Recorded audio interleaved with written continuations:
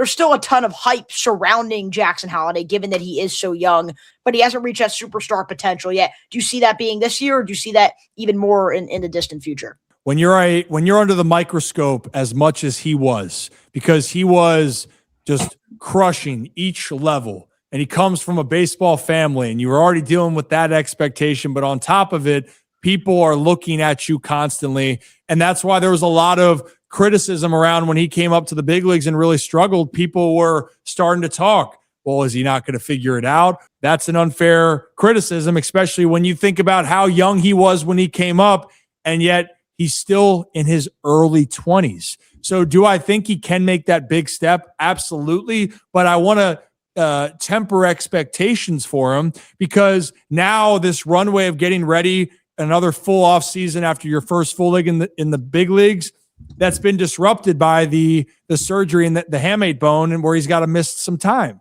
He didn't get to go through a full spring training normally. And then when you come back, you're battling this, at least from a number standpoint, the power, they say, drops a little bit, but also you're trying to get in rhythm. So I'm a firm believer in Jackson's makeup, pedigree, ability, but I also think that people need to understand it could take a little bit of time still for him to get comfortable, but expect Jackson Holliday long-term to be a really big face and part of this Orioles foundation.